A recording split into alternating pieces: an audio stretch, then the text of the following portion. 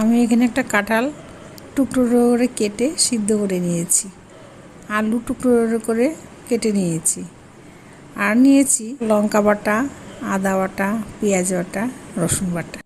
প্রথমে আমি গ্যাসটা ধরিয়ে নিলাম। তেল গরম হয়ে এলে এতে টুকরো করে আলুগুলো ছেড়ে দিতে হবে। তারপর আলুগুলো ভালো করে ভাজা ভাজা করে নিতে হবে।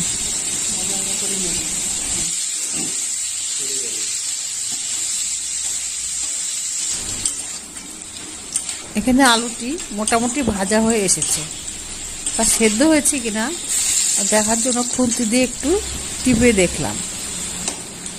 হ্যাঁ, সিদ্ধ হয়ে এসেছে।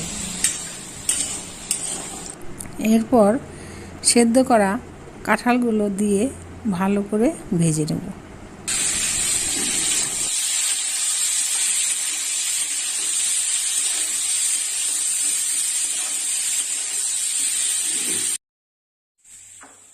তিন থেকে 4 মিনিট এইভাবে ভাজা ভাজা করে একটা পাত্রে ঢেলে নেব।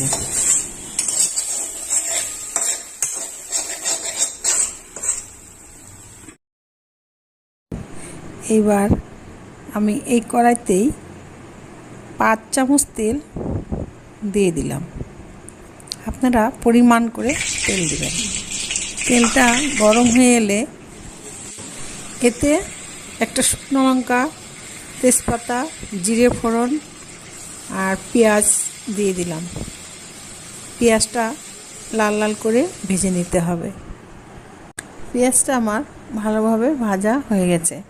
এতে লঙ্কা বাটা, জিরে বাটা, ধনে গুঁড়ো, পেঁয়াজ বাটা, রসুন বাটা, আদা বাটা, সব রকম মশলা দিয়ে একটু জল দিয়ে তাতে একটু হলুদের গুঁড়ো, আন্দাজ মতো লবণ দিয়ে মশলাটা ভালো করে ভেজে নিতে হবে।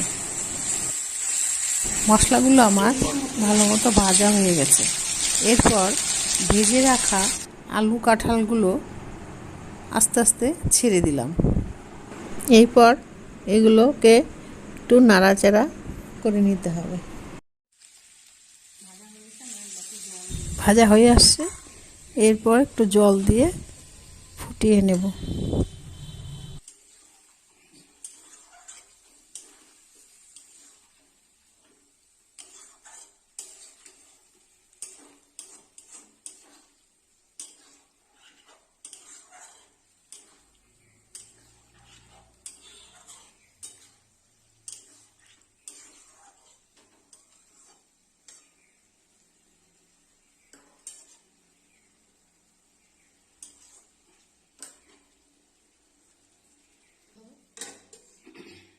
আমি এখন এটাকে 1 মিনিট ঢাকা দিয়ে রাখবো। দিলাম 1 মিনিট পর ঢাকা উঠিয়ে কিছুক্ষণ নেড়ে চেড়ে 1/2 চামচ চিনি আর গরম মশলা দিয়ে দিতে হবে। দিয়ে দিলাম।